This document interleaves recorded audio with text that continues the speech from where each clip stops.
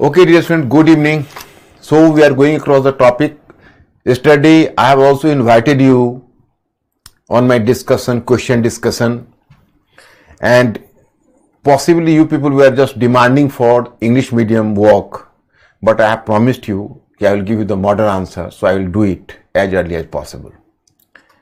Because in yesterday's class, it was a common discussion in YouTube, so I was compelled to speak in Hindi and give priority to Hindi, perceiving the majority of students in Hindi medium. And even I bitterly felt you people may feel slightly neglected, but it was just an exception. I will just compensate it through giving you the model answer. मैं आपको model answer देकर इसका compensation करूंगा, जो कल मैंने थोड़ा English का कम प्रयोग किया और आप लोगों को हिंदी से ज्यादा वास्ता पड़ा, खासकर इंट्रोडक्शन वगैरह भी हिंदी में ही लिखा, तो कोई प्रॉब्लम नहीं है। अब मैं आपको पहले 5 क्वेश्चंस लाता हूं, फिर वहीं से अपने डिस्कशन को आगे बढ़ाता हूं। Question number first, which of the following sects adopted idol worship during post Mauryan period? Which of the following sects adopted idol worship during post-Mauryan period? Point 1 Buddhism, point 2 Jainism, point 3 Brahmanism. Choice A, choose the correct code. Choice A 1 only, choice B 2 only, choice D 1 and 2 only, and choice D all 1, 2 and 3. So my students, you have to find out the answer. मैंने तीनों में, मैंने बौद्ध पंथ, जैन पंथ, ब्राह्मण पंथ, इसमें कहा गया मूर्ति पूजा किसने अपनाया, और चॉइसेस आपको दिए हुए हैं, और वो भी टाइम पीरियड है पोस्ट मौर्य पीरियड में। Be fast.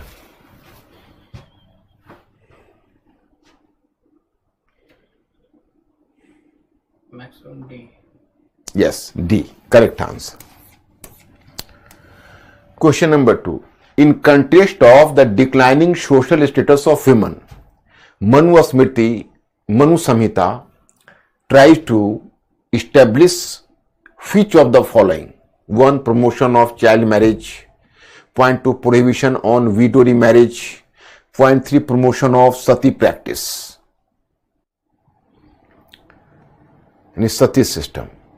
तो choose the correct code. Choice A 1 only, choice C 1 and 3 only, choice B 1 and 2 only, and choice D 1, 2 and 3 only. मैंने आपसे पूछा जा रहा है कि जो महिलाओं का जो सोशल डिक्लाइनिंग सोशल स्टेटस था, उसमें जो मनु संहिता है, मनु संहिता का इनमें से कौन सा अप्रोच, मनु संहिता ने इनमें से किस पर बल दिया? पॉइंट 1 है वो है promotion of child marriage, point 2 promotion on widow, prohibition on widow remarriage, and third है प्रमोशन ऑफ सती प्रैक्टिस। तो आपको इसमें से चॉइसेस चुनने हैं, so be fast.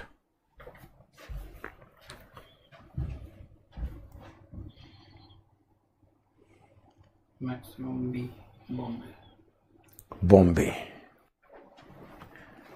B, yes correct. अब you people have been smart enough to deny my net, माने you are not going to be caught up in my net because you have been smart enough to move fastly. Consider the following statements in context of history of religion in India. मतलब आपको यहां पर religion के बारे में थोड़ा जानना है, विशेषकर बुद्धिज्म के बारे में। Consider following statement in context of history of Buddhism कर दो, रिलीजन के बजाय Buddhism in India.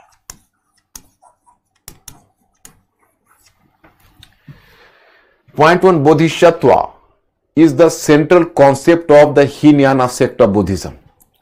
Point 2 Bodhisattva is compassionate while progressing on the path of enlightenment, यानी प्रबोधन, माने प्रबोध के मार्ग पर। compassionate मतलब करुणामयी, निस्वार्थ करुणामयी भाव है बोधिसत्व, जो प्रबोध के रास्ते पर बढ़ रहा है। और point 3 Bodhisattva delays their own attainment of nirvana यानी salvation to help all the living creatures on their path to enlightenment. जो बोधिसत्व है वह जितने भी जीवित प्राणी है उनको निर्वाण एश्योर करने के लिए अपने निर्वाण को टालने की बात करता है। अब 3 चॉइसेस है एंड आपको सिलेक्ट करना है, so be fast. maximum B. Bombay. B. Yes. You seldom commits mistake.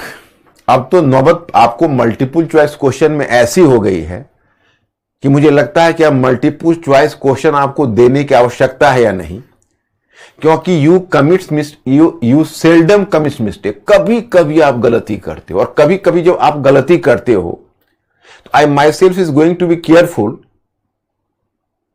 कि a myself is confuse कि I am going to make your correct question wrong, correct choice wrong. मतलब कई बार मैं खुद सावधान हो जाता हूं, कहीं ऐसा तो नहीं कि आपने करेक्ट चॉइस चुना है और मुझे देखने में भ्रम हो रहा है। इतना आप एक्यूरेट अब सिलेक्शन करते हो, बहुत बढ़िया, very good.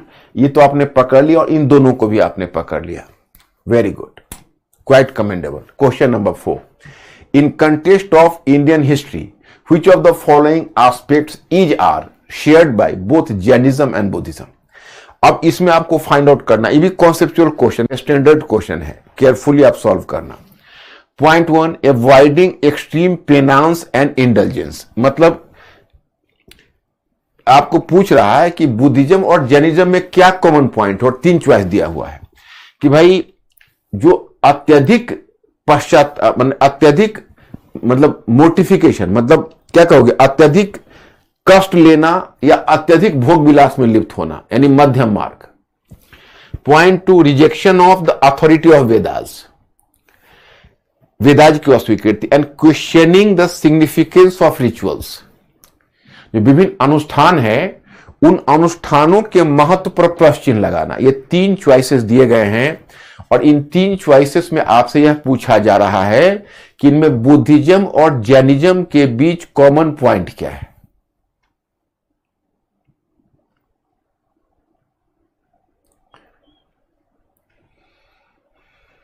Maximum B. Bombay.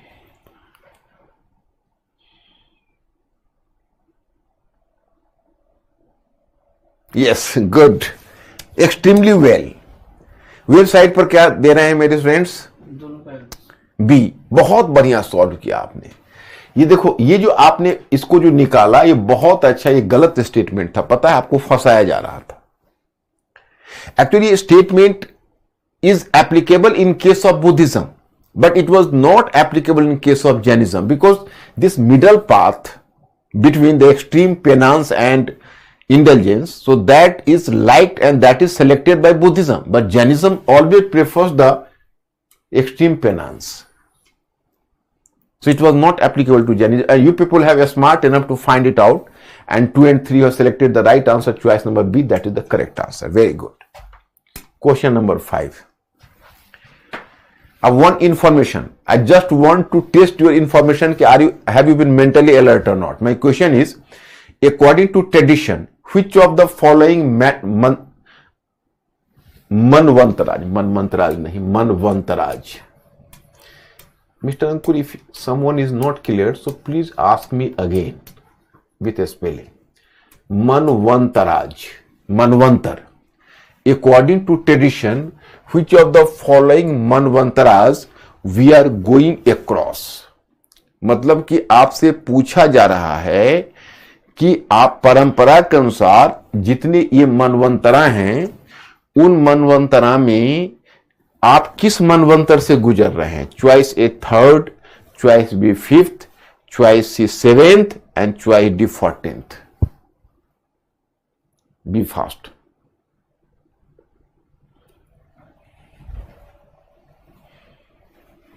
maximum C. What is this? C.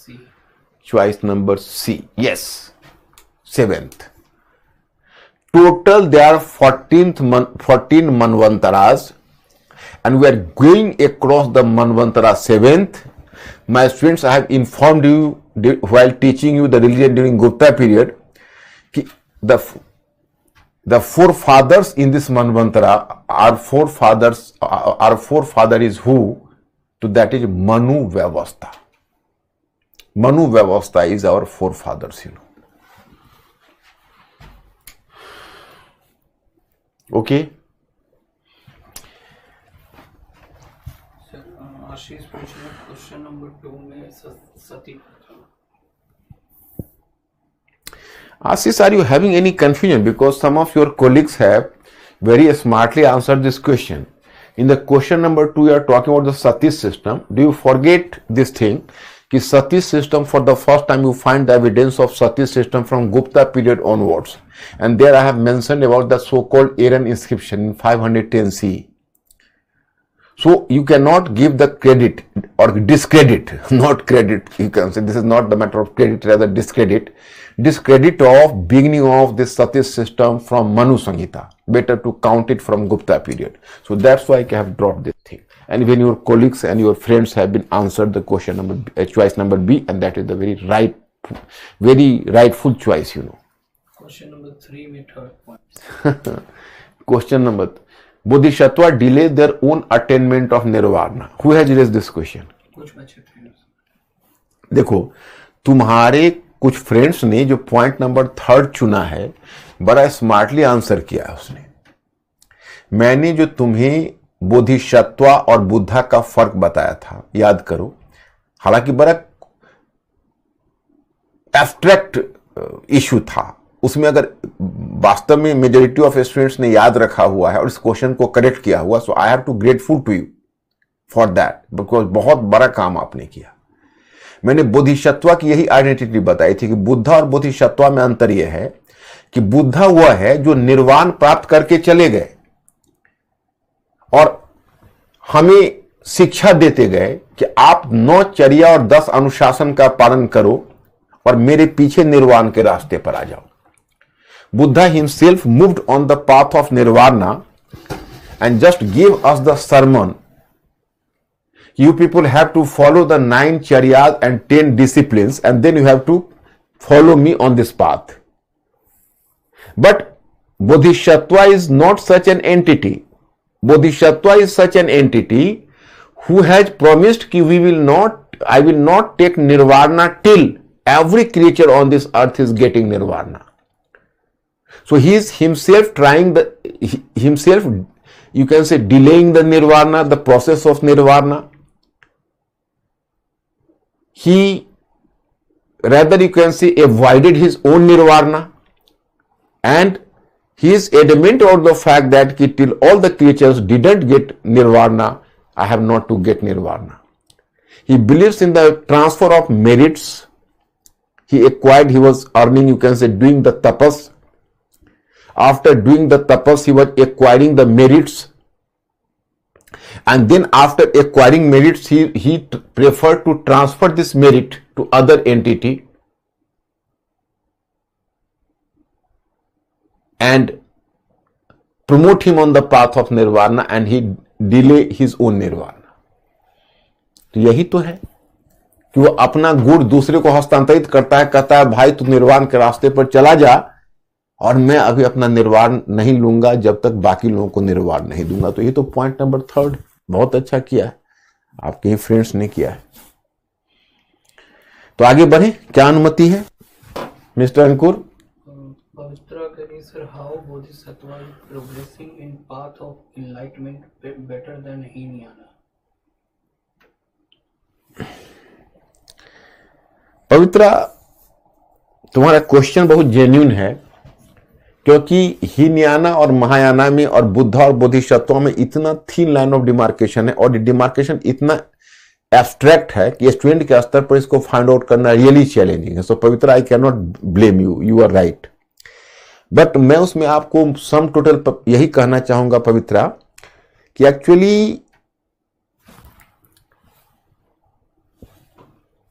एक इंटरप्रिटेशन यह है कि महायाना बुद्धिज्म है वो ऑप्टिमिस्टिक है, जैसे हीनयाना है वो पेसिमिस्टिक तो नहीं कह सकते, लेकिन हीनयाना यह मानता है कि निर्वाण सभी के लिए नहीं खुला हुआ है, उसी के लिए खुला हुआ होगा जो उसकी योग्यता रखेगा. क्यों? क्योंकि everybody is lamp to himself, सभी अपना प्रकाश स्वयं है. बुद्ध ने यह वादा नहीं किया कि हम आपको निर्वाण दिलवा देंगे. बुद्ध ने कहा कि देखो भाई, मैं शिक्षक और उपदेशक हूं, मैंने आपको शिक्षा और उपदेश दिया है, आप अगर निर्वाण के रास्ते पर जा सकते हो तो चले जाओ, और नहीं तो टाटा बाय बाय, मैं तो चला.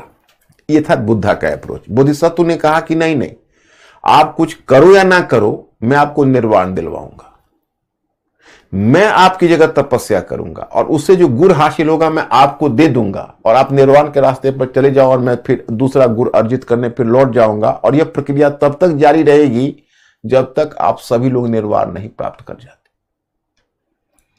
तो मैं स्टूडेंट्स यहां पर तुमको थोड़ा कंफ्यूजन होगा क्योंकि एब्स्ट्रैक्ट चीज है कि भाई ये बोधिसत्व है कौन और कब तक तपस्या करेगा। Bodhisattva is just like Hindu God, Hindu deities.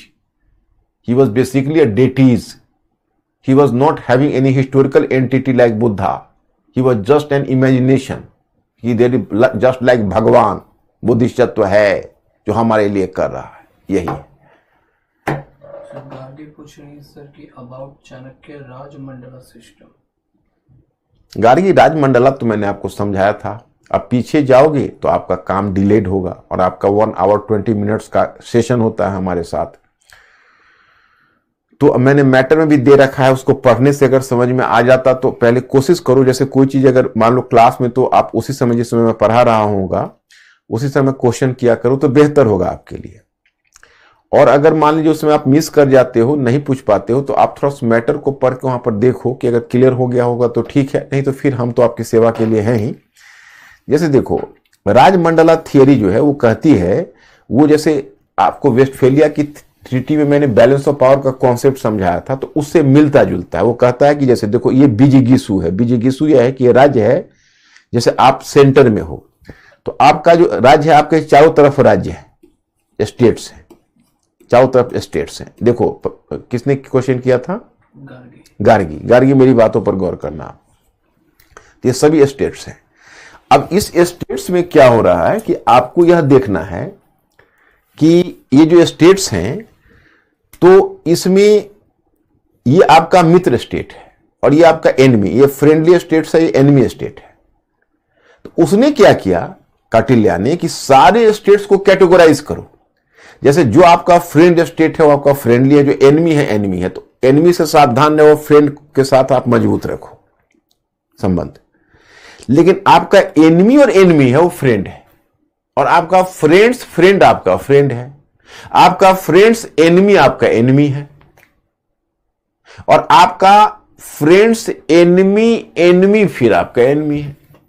नहीं सर, आपका फ्रेंड्स एनिमी एनिमी आपका फ्रेंड है। आपने रीजनिंग बनाई है ना, सॉल्व किया है ना गार्गी, बस उसी रीजनिंग के पॉइंट पर आप देख लो सारे स्टेट्स को जोड़कर, फ्रेंड्स फ्रेंड्स फ्रेंड्स एनिमी, इस तरह से वो सारे नेबरिंग कंट्रीज को क्लासिफाई करता है and then he is conducting his foreign policy according to the perception of Rajmandala. This was the system of Rajmandala by Kautilya.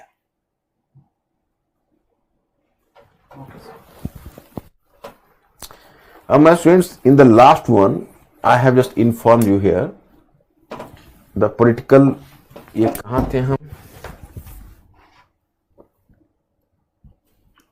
Post modern religion किया, फिर हम लोग आ गए गुप्ता पीरियड पर, गुप्ता के बाद आ गए पोस्ट गुप्ता और ये आपका अर्ली मेडिवल। अर्ली मेडिवल में नॉर्थ इंडिया है।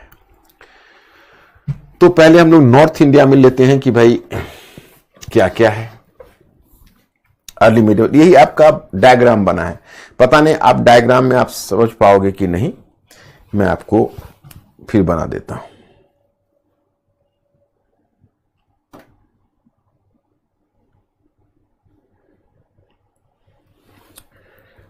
अर्ली मेडिवल एज,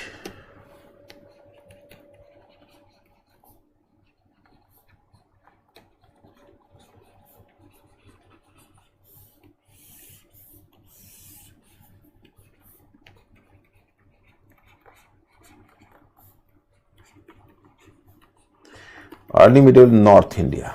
ओके, अब इसमें मैं आपको ले रहा हूं northern and western part,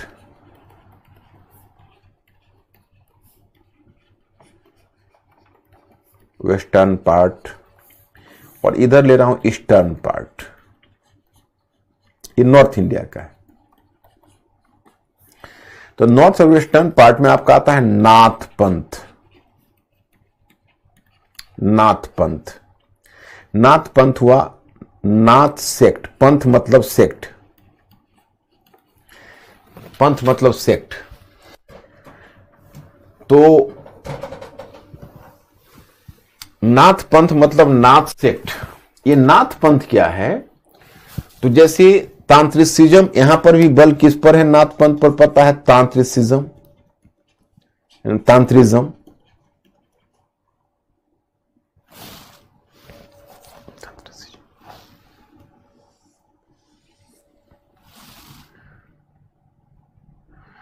actually my point is कि तांत्रिसिज्म और तांत्रिज्म माने तंत्रवाद।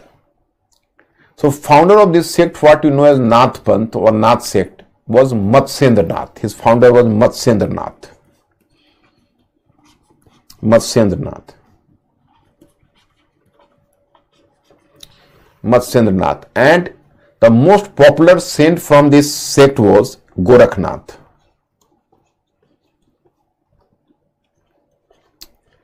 Even today you find a place named Gorakhpur, and Gorakhpur was named on whom? That is Gorakhnath. So my students, here my point is कि Matsyendranath was the founder and Gorakhnath was his disciple. So that was known as Nath Panth. What is the specificity of Nath Panth? Nath Panth was not simply a religious movement. It was a social movement as well. Here I have to inform you who were making entry into Nath Panth. Most of the followers of Nath Panth, they came from the lower strata of society, and they were coming from the lower caste and even the category of untouchables. So automatically you can say that the followers of Nath Panth, they were having a very penchant and very trenchant sense and trenchant feeling against the caste system. They were very bitter about the caste system. So Nath Panth rejected the caste division in society, first thing. Second one thing is कि Nath Panth even rejected Brahmanic ritualism in religion, and it talks about the good character. And one important thing I have to inform you, you might have heard about yoga system. So yoga system, especially the Nath Panth, was giving emphasis over the method of yoga. अब मुझे थोड़ा आपको हिंदी में योगा के बारे में बताना पड़ेगा। मैं आपको यह बताना चाहता कि नाथ पंथ का फाउंडर थे मत्स्येंद्रनाथ और उनके शिष्य थे गोरखनाथ। गोरखपुर इसी से प्रसिद्ध है। तो नाथ पंथ एक धार्मिक आंदोलन ही नहीं, एक सामाजिक आंदोलन भी था। और नाथ पंथ के मानने वाले कौन थे? तो basically they came from the lower caste, मतलब वो निम्न जाति से आए थे, बहुत सारे अछूत की श्रेणी से थे। तो एक्चुअली उनमें एक जाति व्यवस्था के प्रति स्वाभाविक बिटरनेस था। बिटरनेस मतलब स्वाभाविक रूप से उनके मन में एक कड़वापन था। तो उन्होंने तो कास्ट सिस्टम को डिनाई कर दिया। रिलीजन में भी ये जो रिलीजियस रिचुअलिज्म है, temple worship, cult, temple cult, आप तो देखते हो गोरखपुर में खुद टेम्पल है और योगी आदित्यनाथ उसी गोरखपुर धाम से जुड़े हुए हैं। लेकिन आज की तारीख में अब क्या हुआ है कि आप अगर जैसे आप स्टडी करोगे या सोशियोलॉजिकल स्टडी करोगे रिलीजन का, तो पता चलेगा कि पहले जो रिविल मूवमेंट था, उस सब रिविल मूवमेंट जो मार्जिन पर था वो मेन स्ट्रीम में आ गया। क्योंकि जब कोई विद्रोही होता है तो धीरे धीरे विद्रोही को सत्ता की लत लगाई जाती है। ये एक स्ट्रेटेजी होती है। जब आप देखो ना, आप लोअर कास्ट मूवमेंट ही चला तो पहले आप देखिए कि डॉक्टर भीमराव अंबेडकर थे। तो डॉक्टर भीमराव अंबेडकर ने कास्ट सिस्टम और कास्ट के अगेंस्ट में बहुत फाइट किया लास्ट तक। 1956 में जब उनका डेथ हुआ तो उन्हीं की पार्टी, जो रिपब्लिकन पार्टी, जो उन्होंने नहीं फॉर्म किया था, उनके कुछ फॉलोअर्स ने उनके बाद फॉर्म किया महाराष्ट्र में। वो धीरे धीरे बन गई सत्ता लोलुप। वो क्या कहोगे, माने पावर दैट भी वो पावर मॉन्गरर बन गई। माने धीरे धीरे शक्ति की तरफ, पावर की तरफ चली गई। तो उसे रिवोल्ट करके फिर एक आई ब्लैक पैंथर्स पार्टी। तो ब्लैक पैंथर्स पार्टी रिपब्लिकन के अगेंस्ट में खड़ी हुई। बाद में ब्लैक पैंथर्स भी चली गई पॉलिटिक्स में और वो भी मतलब कहीं ना कहीं पावर गेम में उलझ गई। तो फिर आगे चलकर कांसीराम ने बहुजन समाज पार्टी की स्थापना की। कांसीराम तक तो ठीक थे, फिर बाद में मायावती आई तो सरकार बनाई। तो फिर मायावती भी सरकार में ही ज्यादा रुचि लेने लगी। तो फिर मायावती के बाद फिर आप देखो एक नई आई है, क्या बोलते उसको, जैसे आपने भीमसेना करके पहले बनाए थे चंद्रशेखर आजाद, और फिर उन्होंने एक पॉलिटिकल पार्टी खड़ी कर दी Azad Samaj party.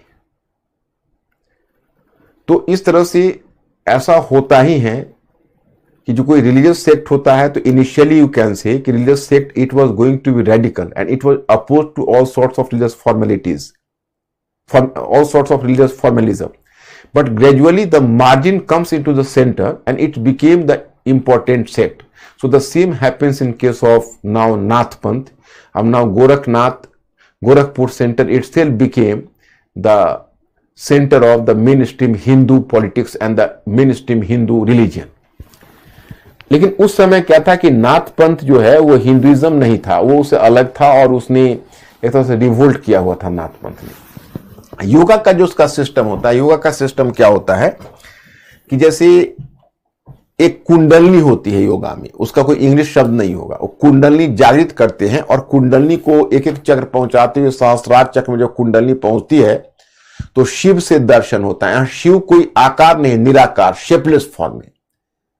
So in one sense you can say कि this speciality of this Nath Panth was कि Nath Panth believes in monotheism and Nath Panth believes in a shapeless God. अब my students, I have to inform you कि in North India and northwestern part, Nath Panth remained to be a social movement and a religious movement. And later I will discuss with you whenever I will teach you Nirguna Bhakti in part 3rd.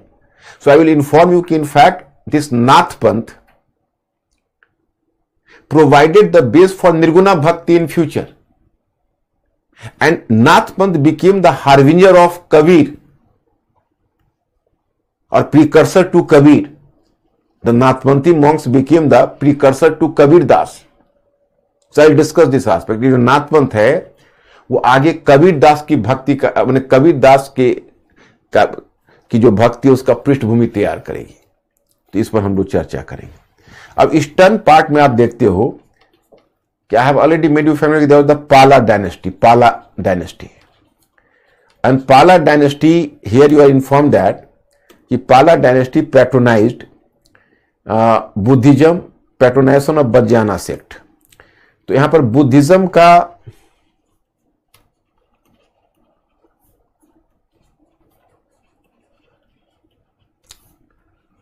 Vajrayana sect है,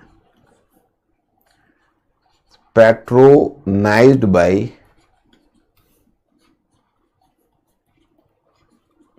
Pala dynasty. जो Vajrayana sect of Buddhism है that was patronised bye पाला dynasty. अब ये Vajrayana sect है, इसके बारे में बहुत अच्छा क्वेश्चन पूछा है, शायद आपको मिलेगा भी आगे, मैं आपको डिस्कस करूंगा। अभी फिलहाल आपको सूचना मिलती है कि ये जो वज्रयाना सेक्ट है इसने एक बड़ा ही बुद्धिज्म को प्रिजर्व किया, बिकॉज फिर द पाला Kings patronise the Vajrayana sect, सो पाला Kings indirectly gave a great service to Buddhism. Because my students, here I have to inform you, when Pala kings patronized Vajrayana sect, actually you already know the fact that there was the Hinayana sect earlier. After Hinayana sect, there was the rise of Mahayana sect. And after Mahayana sect, you will come to, you are informed that there is the rise of a Vajrayana sect. So Vajrayana sect believes in the magical power.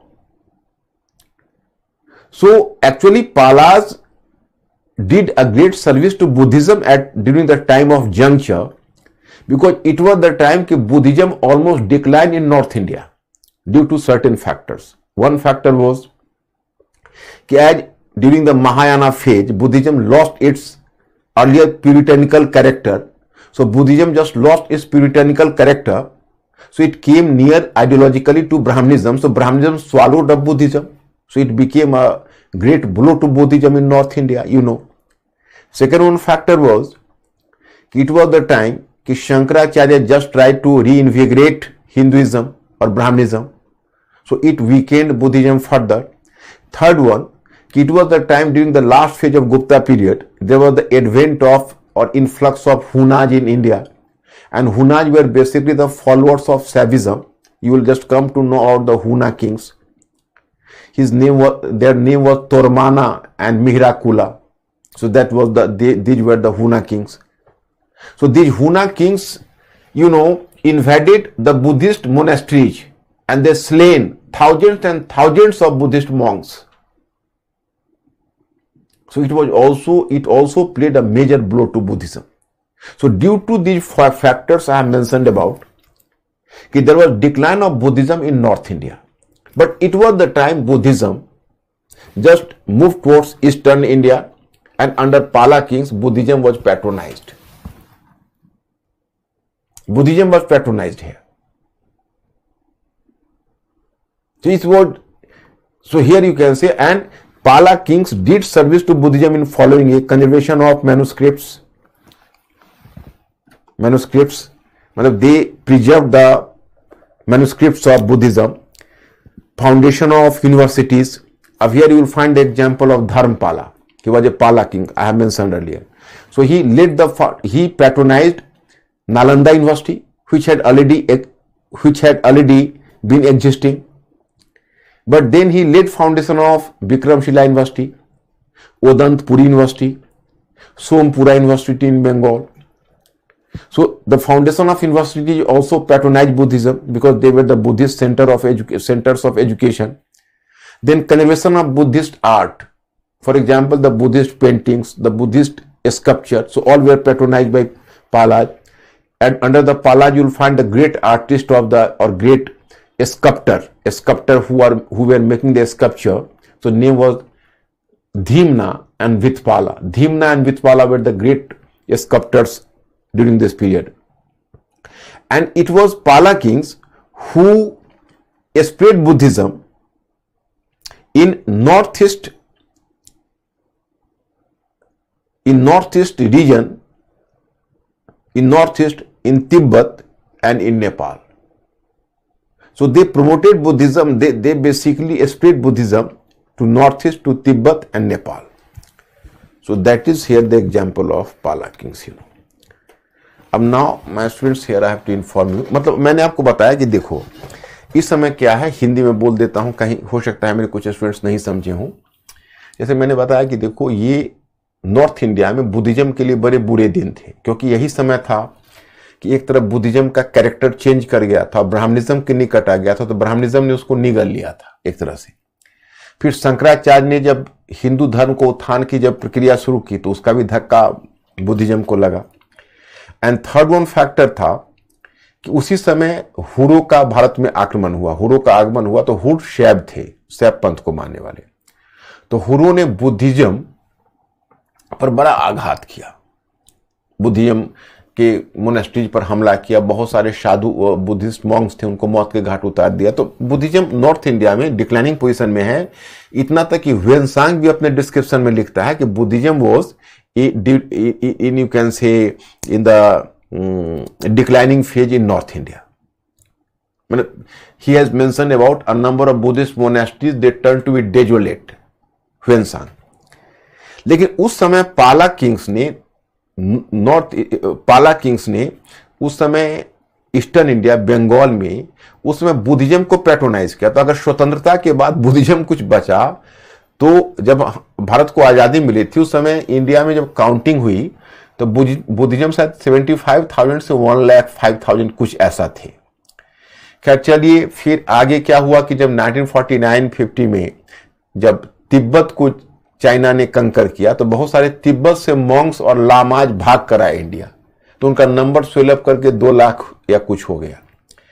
फिर जब 1956 में doctor Bhimrao Ambedkar ने 5 लाख महारों को ये suggest किया कि आप Buddhism accept कर लो, तो फिर उनका जो नंबर है और भी स्वेल अप कर गया। तो ऐसे ऐसे बुद्धिस्ट की संख्या बढ़ी, नहीं तो इंडिया में बुद्धिज्म लगभग लुप्त हो गया था। तो बुद्धिज्म को अगर इंडिया में थोड़ा बचाया तो पाला किंग्स ने। और आपको मैं बताना चाहूंगा कि ये देखिए,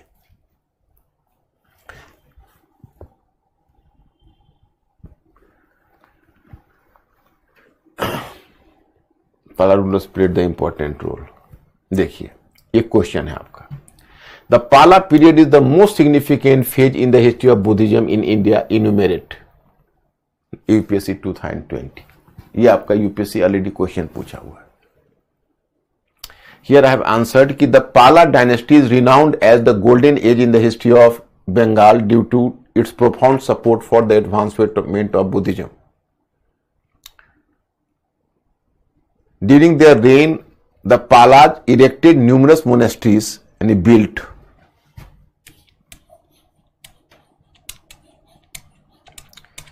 numerous monasteries and universities such as Odantpuri, Vikramshila and Nalanda, which emerged as prominent centers for Buddhist education and secular learning. King Devpal donated the income from 5 villages to ensure the sustenance of Nalanda University. Additionally, several other educational centers like Jagdala, Sompura and Iraikot were established during the era. Balaputra Deva, the ruler of Suvarnadipa, even constructed a monastery within the premises of Nalanda. The period witnessed the creation of numerous manuscripts on various Buddhist subjects and intricate palm leaf carvings depicting Vajrayana deities, including the revered Astasahasrika Pragyaparamita text. The patronage extended by the Pala rulers and the emergence of Vajrayana Buddhism marked a significant turning point for Buddhism. Its influence transcended the boundaries of Bengal and reaching regions as distant as Tibet, Mongolia and Central Asia. Hence, the Pala dynasty played a momentous role in the growth of dissemination of Buddhism in India. That is your answer. अब in 12th century, अब South India, Bhakti. So in the Bhakti, my students, I have already mentioned you earlier कि popular movement promotion of religious and social equality. Initially, this was the shape of Bhaktism. Then in 7th to 11th century, these were the Alwar and Nanar saints who, you can say, organized the Bhaktism. In post-Gupta period, I have just made this statement clear. Then after 10th century AD and CE, in place of AD, CE, arrival of Acharyas. Acharyas were the Brahmanic Acharyas. Change in the form of Bhakti movement, Ramanuja, 12th century. So we have to reach up to 12th century. After 12th century, then we have to move further. So here I have to inform you in what way you can make the diagram. South India, early medieval,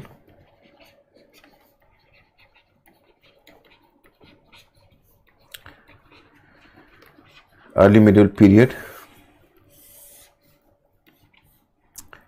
South India.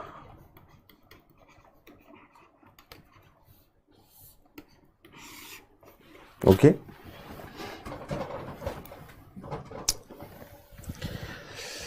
अब in South India, you have to move in this direction. So earlier I have already made this point clear कि Bhakti movement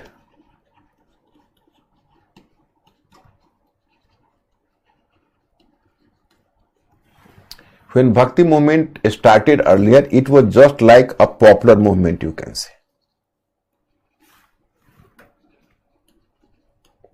Popular movement.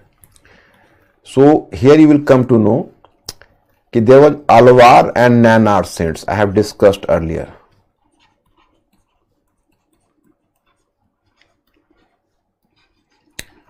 Alwar and Nanar saints.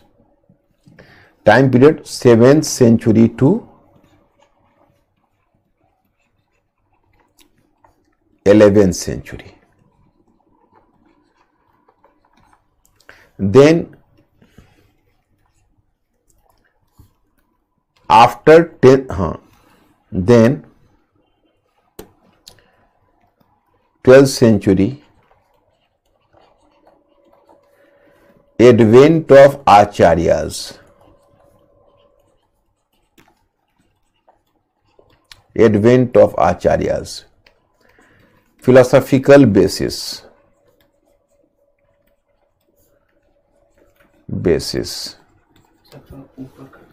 Yes, philosophical basis. Compromise with caste system.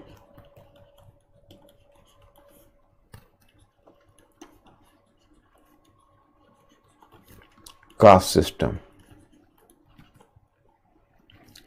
Here you can say synthesis between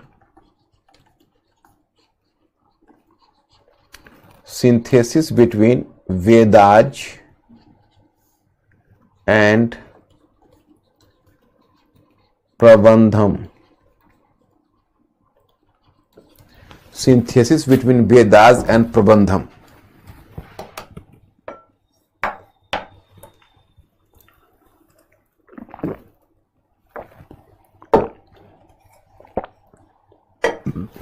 देखो my students, very simple. I am making you crystal clear. While teaching you post-Gupta period, I have already informed you what you know as Bhaktism in South India. So Bhaktism was earlier the phenomena of North India. I have informed you. And the basis of Bhaktism was Purana literature, you know. And then its full extent Bhaktism that is visible in Bhagavad Gita. Okay? In Bhagavad Gita. My students, just idea came to my mind. Be mentally alert. I am putting a question to you people. Posing a question to you people. And you people have to answer my question. My question is, if someone is going to ask you, कि Bhagavad Gita gave more emphasis, Bhagavad Gita, that was finally compiled during Gupta period. I'll discuss with you later. कि Bhagavad Gita gave more emphasis over which of the following? Choice A, knowledge, in bracket, Gyan. Choice B, deeds, in bracket, karma. Choice C, devotion, in bracket, bhakti. And choice D, none of the above. So if someone is going to ask you the question कि the Bhagavad Gita was giving maximum emphasis over which of the following? Choice A, Gyan. Choice B, karma, and choice D, bhakti, and choice D, none of the above. Select. Be fast. I will observe. Be fast. Even my website, students.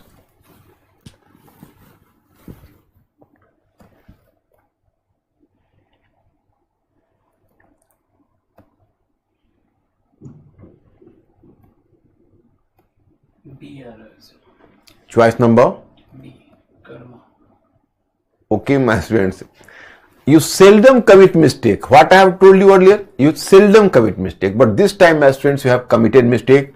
But for this mistake, I cannot blame you because this question is very ticklish question. It appears karma, but exact answer is bhaktism. Why? देखो जो कर्म है in Hindi I am just switching over because it is a philosophical aspect and so let us switch over to Hindi here. Actually जो कर्म है तो कर्म में हम और आप जो करते हैं ये कर्म है, क्योंकि कर्म अगर हम करते हैं तो फल चाहते हैं. आप कर्म करते हो तो आप अपने कर्म का फल चाहते हो, हम अपना कर्म करते हैं तो अपने कर्म का फल चाहते हैं. लेकिन अर्जुन जो कर्म कर रहा है वो कर्म नहीं है, भक्ति है. अर्जुन ने तो हथियार डाल दिया था. He discarded his bows and arrows and he surrendered before Lord Krishna. Hey Keshav, I cannot fight the war now. I cannot kill my own brethren, the people of my blood relations, my teachers, my respected elders. I cannot do that. Even if it means discarding of the whole empire, I am ready to discard. तो उसने कहा कि हे केशव, मैं युद्ध तो नहीं कर सकता, ये रहा आपका धनुष बाण, रखिए आप, क्योंकि इतने बंधु बांधवों को मारने के बाद अगर हमें तीनों लोग का राज्य मिले तो मंजूर नहीं. कृष्ण ने क्या कहा? तू बाण चला, तू करता नहीं अकर्ता है. You are not doing, you are a non-doing person. Actual doer is I, me. Me is the actual doer, and you are just simply, you have to surrender before me, and you have to use bows and arrows without thinking about the return. आप उस return के बारे में मत सोचिए, आप बाण चलाइए। आप बाण इसलिए चलाइए कि आप करता है ही नहीं, आप अकर्ता है, आपने मेरे ऊपर अपने को समर्पित कर दिया है। तो ये भक्ति है, ये साधारण कर्म नहीं। खैर एनीवे, मैं पॉइंट इस कि मैं कहीं दूसरी जगह चला गया। मेरा विचार का विषय है कि उत्तर में जो पुराणों पर आधारित भक्ति थी वो दक्षिण आई, और दक्षिण में संगम साहित्य आगे चर्चा करूंगा, उसके संगम लिटरेचर से मिक्स कर गई। और संगम लिटरेचर में इंटेंस लव की फीलिंग्स है। So when the Bhaktism based on Purana literature mixed with a sense of intense love of Sangam literature. So it evolved into a different type of Bhaktism in South India, and that is called the emotional aspect of Bhaktism became more prominent in South India. और जो अलवार संत थे वो विष्णु पूजक थे, नैनार संत शिव पूजक थे. One were the worshippers of Lord Vishnu, another was the worshipper of Lord Shiva.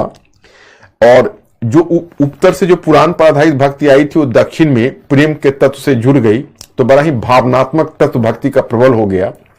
और फिर अलवार और नैनार संतों ने चलाया। तो अलवार और नैनार संत थे, ऐसा हम नहीं कह सकते कि सभी के सभी निम्न जाति से थे, but they were coming from the mixed origin.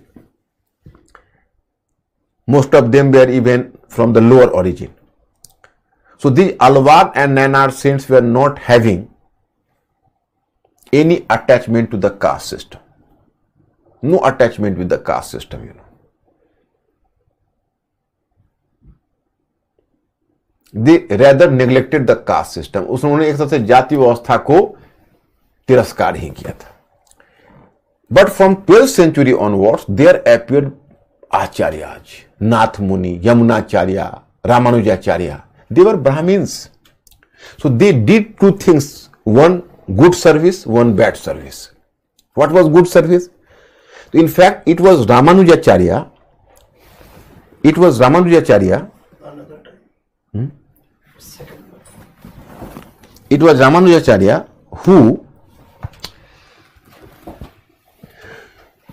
who gave a philosophical basis for Bhaktism. Philosophical basis for Bhaktism, you know. And Ramanujacharya gave a philosophical basis to Bhaktism. उन्होंने भक्ति को एक दार्शनिक आधार दिया. But on the other hand, he brought a Dakshinvadi formula. In fact, the Alwar and Nainar saints were talking about the caste equality. You can say they were neglecting the caste system and caste division. But being from Brahmins origin, Ramanuja restored the caste system or caste division. He tried to establish that whenever we are going to the temples, so in the temples, in the religious matter, we all are equal. But so far as the caste division is concerned, so caste division would remain intact in real life. So they restored the efficacy of caste system again in society. Again, तो जाहिर है कि एक तरफ उन्होंने जाति व्यवस्था को समर्थन किया रामानुज ने, दूसरी तरफ उन्होंने भक्ति को एक दर्शन का आधार दिया। कैसे? तो इसके लिए मुझे आपको पहले शंकराचार्य की फिलॉसफी में लाना पड़ेगा।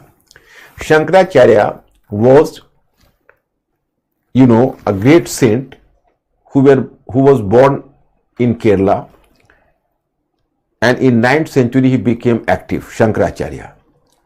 So what about Shankaracharya? I have to inform you कि Shankaracharya wrote commentary over Bhagavad Gita.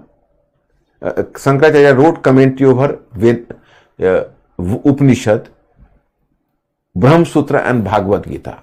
And his commentaries over Upanishad, Brahma Sutra and Bhagavad Gita, that is called Sankar's Monism. Sankar's Monism. Monism कहते हैं अद्वैतवाद को, monism. Okay, अब this is a philosophical aspect, so be mentally alert.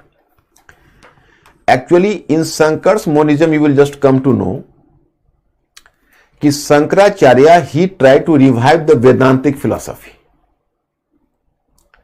So he declared that कि Brahman and the soul is one and the same. But whatever difference appears, so that is due to the lack of knowledge. यानी ब्रह्म और आत्मा एक है और दोनों के बीच जो भी विभेद नजर आता है वो अज्ञान के कारण, ये शंकराचार्य का कहना था। दूसरा उन्होंने कहा कि जीव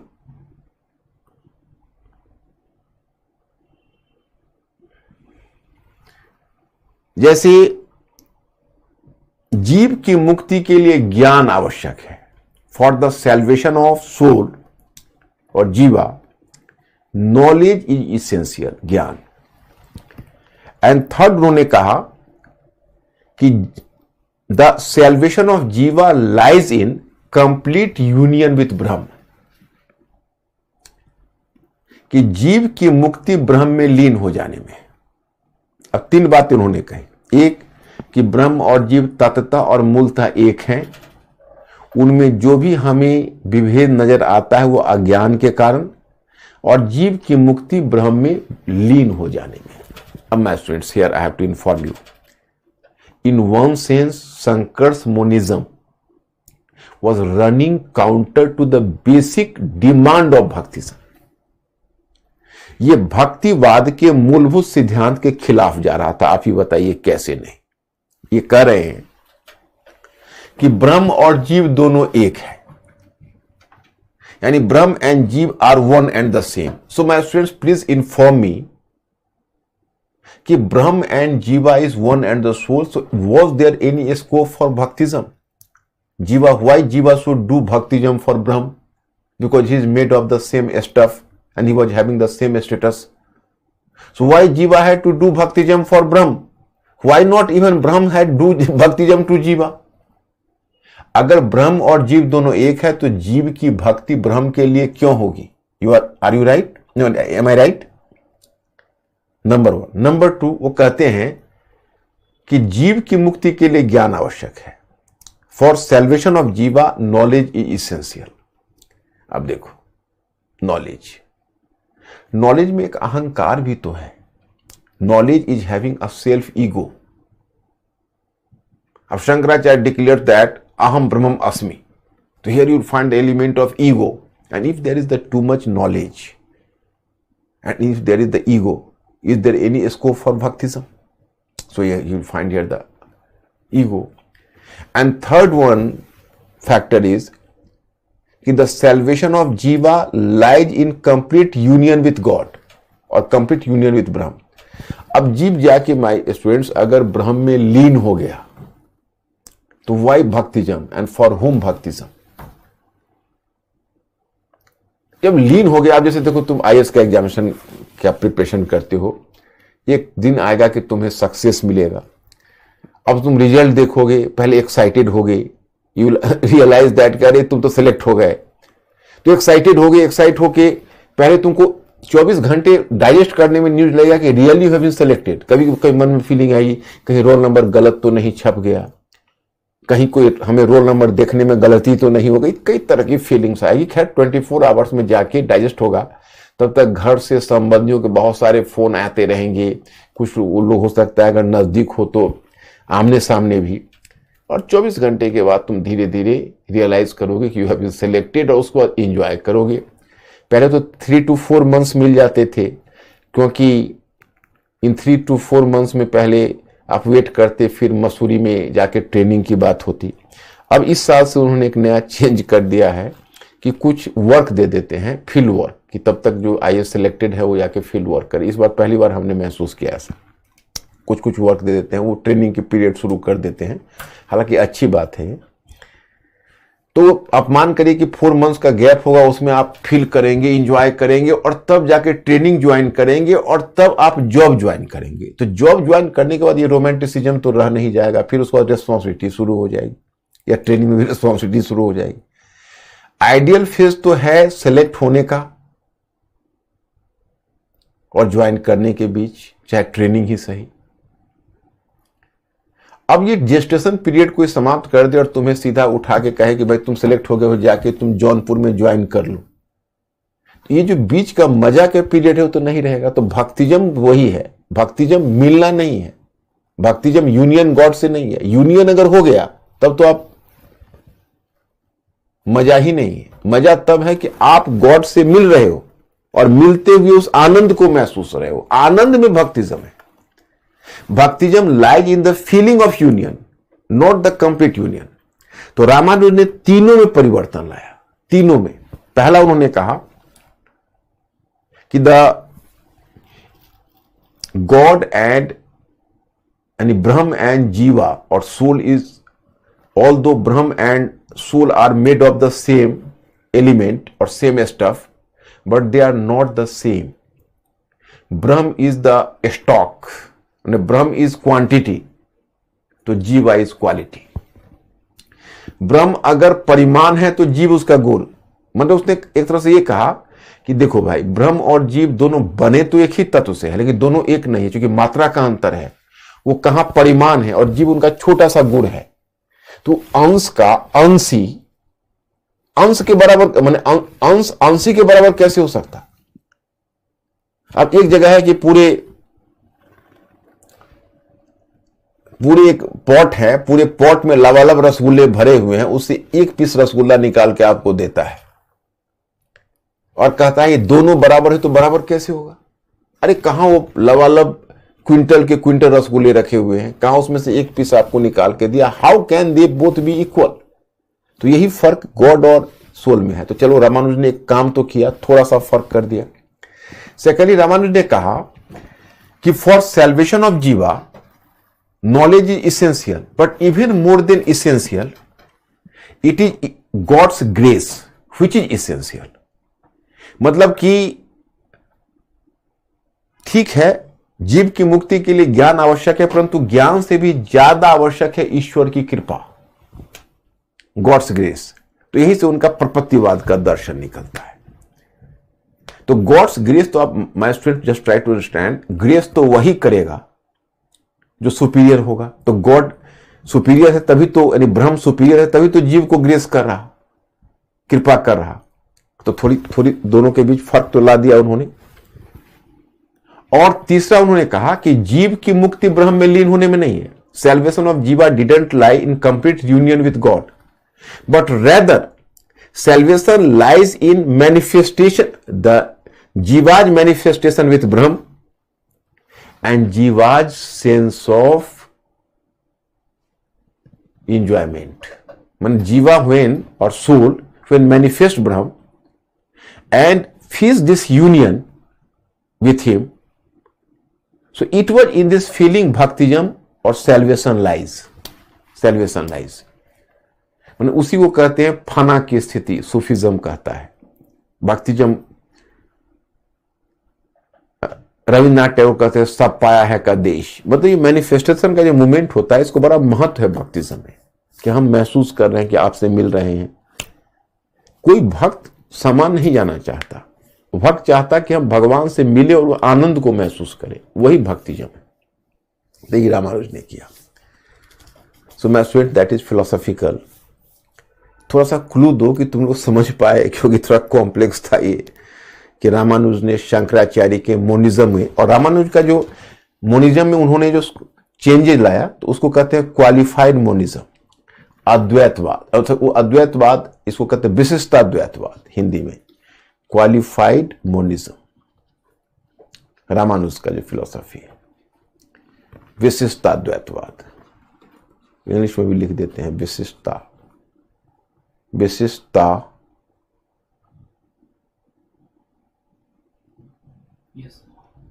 समझ गए? Okay, good. It is really matter of surprise for me. अब एक मैं क्वेश्चन ध्यान करके, बिकॉज यूपीएससी का कोई भरोसा नहीं, कभी क्वेश्चन पूछ देते, तो शंकराचार्य पर they can ask you one question. So let me brief about some cultural contribution of Shankaracharya. अब देखो, arrival of Acharya Ramanuja led to change in the form of bhakti movement, some modification to Adi Shankaracharya non dualism philosophy, monistic philosophy होना चाहिए, monistic philosophy.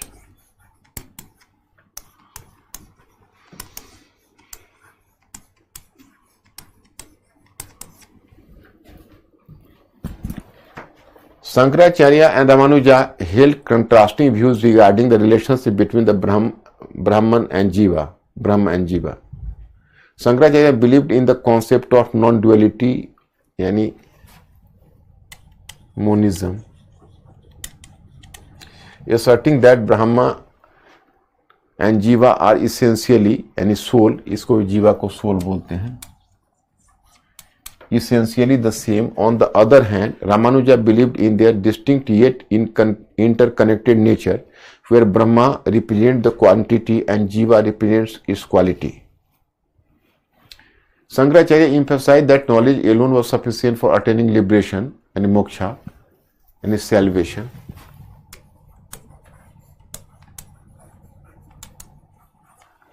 Whereas Ramanuja believed that both knowledge and God's grace were essential prerequisites.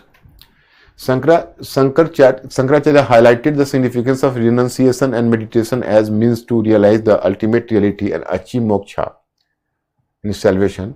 In contrast, Ramanuja emphasized the path of devotion as the means to unite with the divine. Historical role of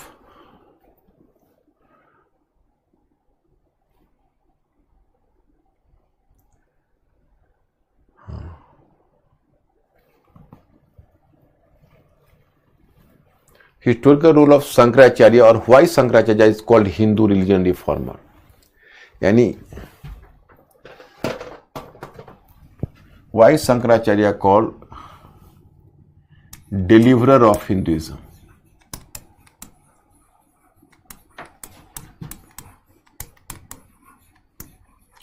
Deliverer of Hinduism.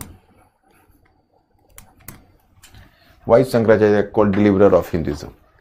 Adi Shankaracharya, a 19th century Hindu philosopher and reformer, was born 9th century, was born on the coast of Kerala. He wrote commentaries on major Hindu scriptures, and his teachings have had a profound influence on Hinduism, earning him the title of Hindu reformer.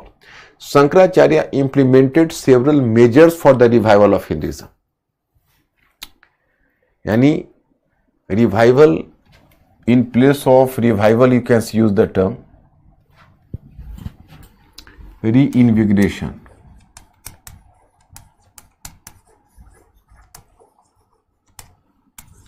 Reinvigoration of Hinduism.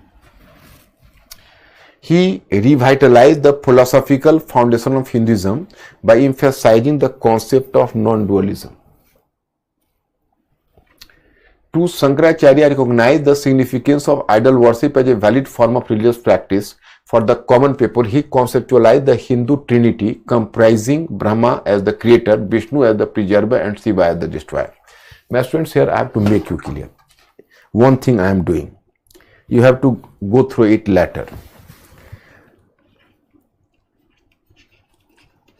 Shankar's contribution as deliverer of Hinduism. मतलब शंकराचार्य को हिंदू धर्म का उद्धारक क्यों कहा जाता है, इस पर हम लोग लेकर हैं. देखो, पहला है he preferred to strengthen the ideological basis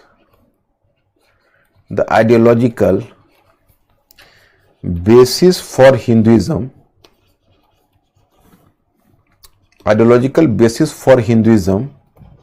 through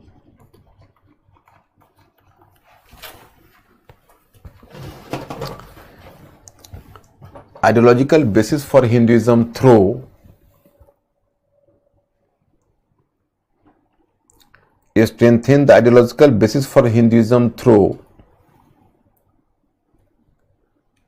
reviving Vedantic philosophy.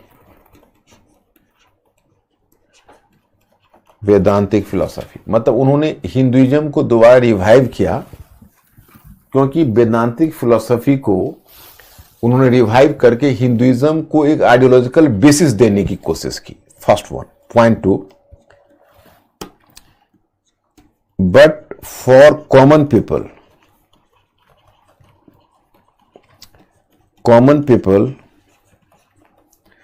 he recommended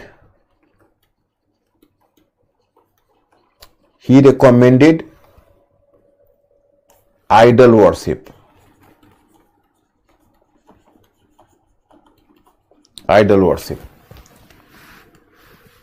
देखो, इन्होंने कॉमन पीपल के लिए जो रिकमेंड किया है, वो कॉमन पीपल के लिए उन्होंने रिकमेंड किया आइडल वर्शिप। एक तरफ स्कॉलर्स के लिए उन्होंने रिकमेंड किया व्हाट, स्कॉलर्स के लिए उन्होंने रिकमेंड किया कि भाई जो स्कॉलर्स है वो वेदांतिक फिलोसफी रिकमेंड किया, लेकिन वो जानते थे कि कॉमन पीपल को मूर्ति पूजा से मतलब है, कॉमन पीपल उस फिलोसफी को नहीं समझ सकता, और अगर कॉमन पीपल में हिंदुइज्म को पॉपुलराइज करना है तो हमको आइडल वर्शिप को एक्सेप्ट करना पड़ेगा। तो उन्होंने क्या किया, उन्होंने रीइंटरप्रेट किया, कहा कि जो ब्रह्म है वही क्रिएटर के रूप में ब्रह्मा और रिवाइटलाइजर के रूप में विष्णु और डिस्ट्रॉय के रूप में लॉर्ड शिवा का रूप लेते हैं। मतलब Brahma is taking the form of creator, Brahman is taking the form of creator in the as Brahma, revitaliser as lord Vishnu and destroyer as the lord Shiva. तो ब्रह्म के कॉन्सेप्ट से ब्रह्मा विष्णु महेश का कॉन्सेप्ट जोड़ के आइडल वर्शिप को उन्होंने प्रमोट कर दिया। तीसरा उन्होंने क्या किया कि laid foundation of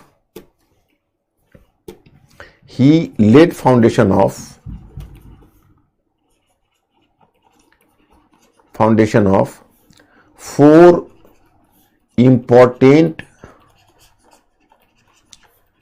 temples at 4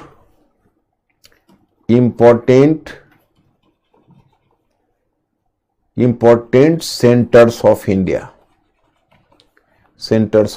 अब उन्होंने देखो, उन्होंने एक तरह से ही just try to create some religious unity and some sort of, you can say, ideological unity, the religious unity in India. He laid the foundation of Badrinath in north, a temple Badrinath, temple you can say Sringeri in south, temple Jagannath in Odisha, and the temple Dwarka in Gujarat.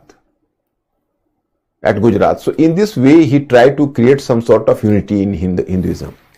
And fourth one, he created a band of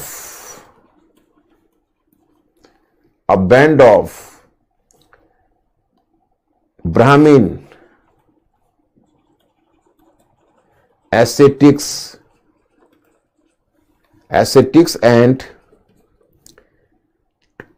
converted them in brand ambassador of Hinduism.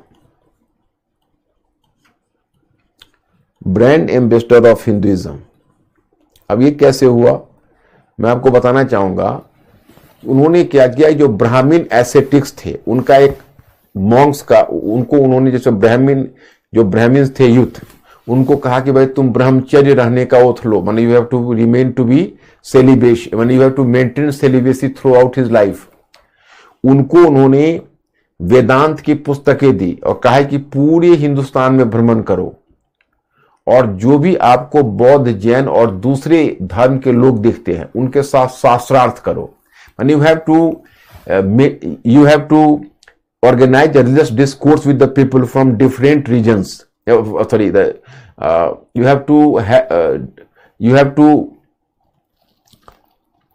are supposed to have a religious discourse with the scholars from other sects and try to defeat them and try to make them convert to Vedantic philosophy. तो जैसे Buddhist, अब यही मैं आपको बताऊं कि सबसे बढ़िया बुद्धिज्म ने सेंट बुद्धा के बारे में कहा जाता है कि उनकी मार्केटिंग स्ट्रेटेजी बहुत बढ़िया थी। ये मार्केटिंग स्ट्रेटेजी लिखना नहीं है, जस्ट मैं आपको समझाने के लिए बोल रहा हूं। उन्होंने क्या किया कि जितने बुद्धिस्ट मॉन्क्स हैं उनको कहा कि अलग अलग डायरेक्शन में जाओ, बुद्धिज्म को फैलाओ। तो शंकराचार्य ने वही चीज किया ब्राह्मणिक युद्ध से कि आप लोग भी चारों तरफ जाओ और जितने भी आपके मतलब जो राइवल सेक्ट के लोग हैं उनके साथ आप रिलीजियस डिस्कोर्स रखो, उनको डिफीट करो। तो इस तरह से उन्होंने इसको प्रमोट किया। तो are you clear my students or not? Please give me the information.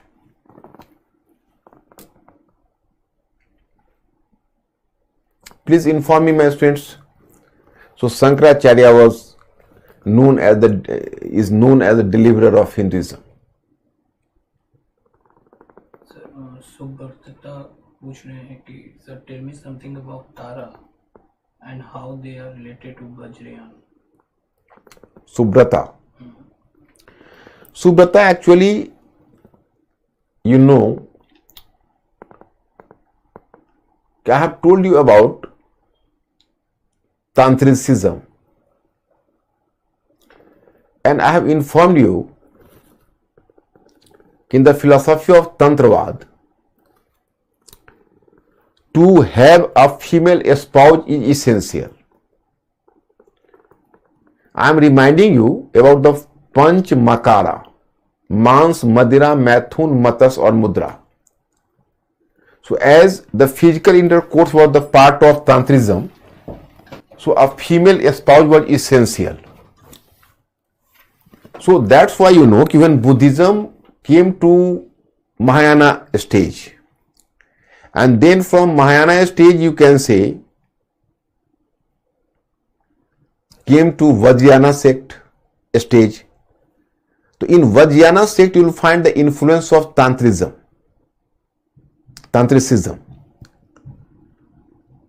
So Subrata, here I have to remind you that as Buddha had to maintain a female spouse, so Tara was invented in Vajrayana sect as an spouse to Buddha, so that the tantric process could have been carried on. That was imaginary, not reality. Tara was not having historicity, and even Buddha was not alive at that time, you know, but it was simply a perception.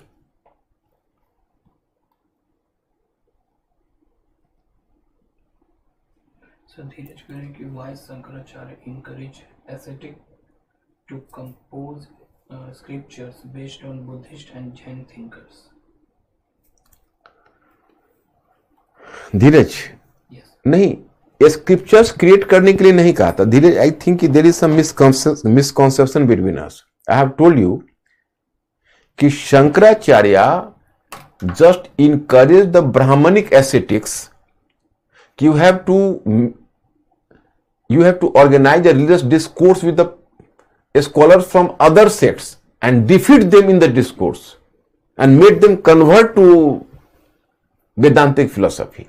मैंने उनका ये कहना था कि जहां भी आप किसी बौद्ध जैन साधु को देखो तो उनको ललकारो कि आप शास्त्रार्थ करिए हमसे, आप रिलीजियस डिबेट रखिए और उस रिलीजियस डिस्कोर्स या डिबेट में आप उनको डिफीट करिए और उनको वेदांतिक फिलोसफी में, जिसको आप मोनिस्टिक फिलोसफी शंकर का बोलते हो, उसमें आप कन्वर्ट करवाइए उनको. ये उनका इंस्ट्रक्शन था. उससे पॉपुलैरिटी बढ़ती हिंदुइज्म की. सर राहुल पूछ रहे हैं कि sir isn't bodhisattva concept of transfer of merit seems similar to Christianity concept? Who has told? Who? Rahul. Rahul, if you have asked this question independently from me, it means you have definitely turned to be a thinking creature. Because Rahul, it is a very intelligent question. Unconsciously, it was having some similarity with Christianity. But you have posed this question after going through the religious part of A.L. Basham, the wonder that was India. It means you are very studious person and very laborious person, as it was really daring to go through A.L. Basham, the wonder that was India, which is supposed to be a very masterpiece on Indian culture. Even A.L. Basham has drew your attention to this phenomena. A.L. Basham, he was basically from Western origin, Western scholar. So his certain ideas are being discarded by Indian historians. For example, he tried to establish that कि Buddhism was inspired by Christianity, because in Christianity Buddha was crucified for the sake of the world. So in Christianity, in Christianity, Jesus Christ was crucified for the sake of the world. So he became a suffering savior for the rest of the world. So the same concept of suffering savior was appropriated by Mahayana Buddhism, who has projected Buddha, Bodhisattva, as a suffering savior who is bearing pain and acquiring merits in order to transfer the merit to others, so that they had to move on the path of nirvana. So he is very like Christianity. But the similarity with Christianity, this idea has been rejected. This idea now it is believed that here the elements of Bhaktism in Mahayana Buddhism that has been appropriated from the tribal elements in India. Achyut कह रहे हैं कि sir लेकिन गोरखनाथ ने तो शादी नहीं किए थे, वो तंत्रिज्म में कैसे थे? यस, कौन? अच्युत ने कहा। अच्युत तुम सही हो। तांत्रिसिज्म है, जो तंत्रवाद है, उसमें पंच मकार की साधना है, जिसमें महिला से संपर्क भी या फिजिकल इंटरकोर्स भी एक खास इसका एक प्रक्रिया है, लेकिन नाथपंथियों में वो नहीं है। तुमने सही क्वेश्चन उठाया। ये बाकी तांत्रिज्म में है, लेकिन जो नाथपंथी वो नैतिकता पर बल देते थे, मोरालिटी पर। वो फिजिकल पुरुष मेल फीमेल के फिजिकल रिलेशन से वो दूर थे, वो कैरेक्टर, वो योगा पर बल देते थे। पवित्र करें how Shankaracharya in one hand emphasized philosophy and extreme bhaktism in other hand. Pavitra, this is the specialty of Shankaracharya. That's why he is supposed to be a great assimilator in history. Pavitra, Hindustan में एक concept यह है कि if you have to be popular in India, तो then you are suppose to be an assimilator. For example Gandhi, for example Shankaracharya, for example Ashoka, for example Akbar. Because India is a diversified, India is a culturally diversified country or the nation. So there, if you are going to take some middle path and assimilate the things only, then you can be popular in India. So that's why Shankaracharya is supposed to be a very successful reformer in India on this basis. Narendra Khanna sir, what is ideological difference between Mahayana Buddhism and Vajrayana Buddhism? Vajrayana Buddhism is having the specialty of Tantricism, the same Panch Makar. So it had been, Mahayana Buddhism believes in salvation, and for salvation it believes in the acquiring of merit and transferring of merit. But the priority of Vajrayana sect is the magical power. Through Tantra we will acquire the magical power, and through magical power we have to attain salvation. धीरज कह रहे हैं कि sir को बोलिए PDF में जो लिखा है प्लीज उसे करेक्ट करवा दे. फोर्थ पॉइंट पीडीएफ में यहां जो लिखा है वो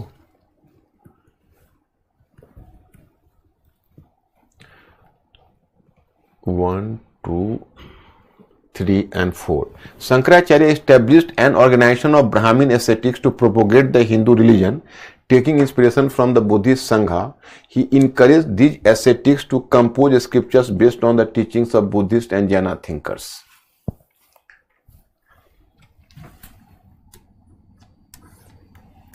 देखो, ये एक दूसरी चीज है. मैंने इसका ये कहना था कि आप लोग भी स्क्रिप्चर्स उसी तरह से तैयार करिए जैसे जैना थिंकर्स ने किया है. एंड इसमें केवल एक लाइन जोड़ना था कि and encourage them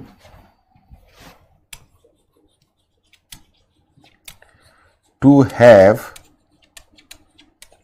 a religious debate with them.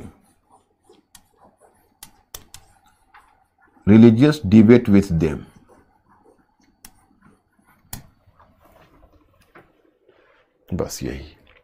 Overall, Shankaracharya's efforts played a crucial role in strengthening Hinduism both philosophically and organizationally. Okay. तो रोहन कह रहे हैं सर गोरखनाथ और गोगा जी बहुत सेम और different Who second one? Goga ji Ab who is Gogaji? I don't know, Rohan. I simply know Gorakhnath.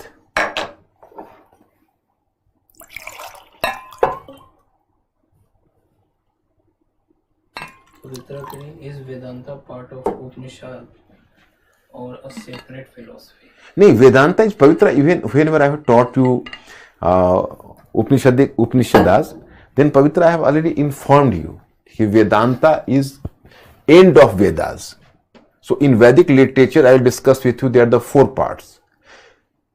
In next class, even today I have brought the matter, but today I could not manage this literature part because it was philosophical part, so it was a bit complex. So I have to give and we are having the stipulated time of 1 hour 20 minutes. Already I have crossed 3 minutes more. So actually,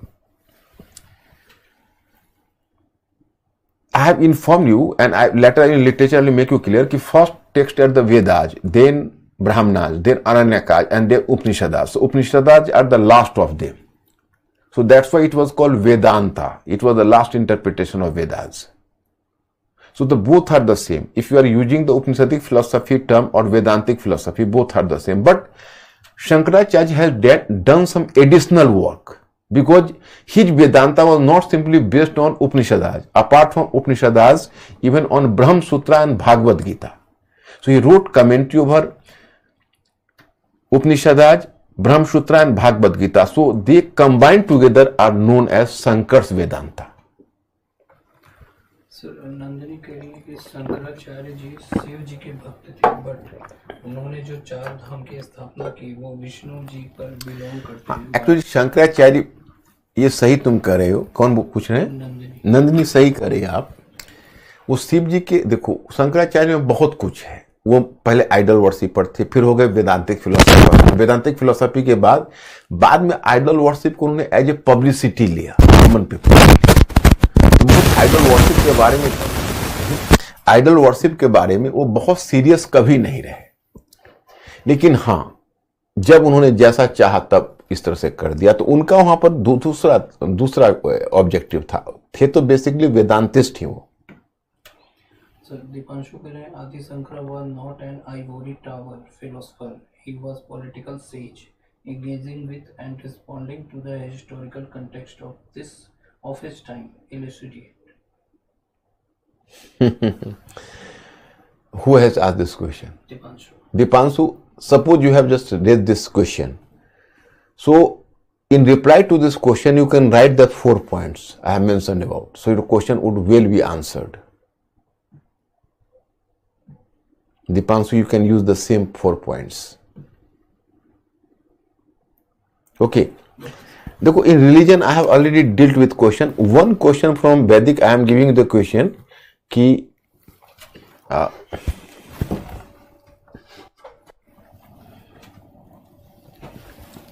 underline चाहे throw light on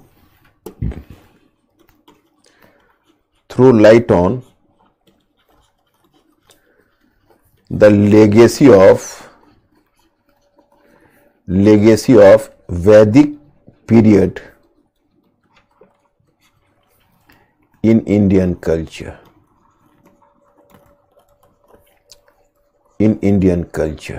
ये कल हम लोग cover करेंगे. ये question को एक आप लोगों को ट्राई करना है. बाकी मैंने रिलीजन पर तो बाकी फॉर्म कर दिया है. Tomorrow I will just cover the topic like literature, language and literature. Tomorrow you have to go through my study material I have given to you in advance. So Mr. Ankur, should I make them free? Yes. तो मैं यही रुकता हूँ. I will see you tomorrow. Okay. Good night my student. Thank you very much.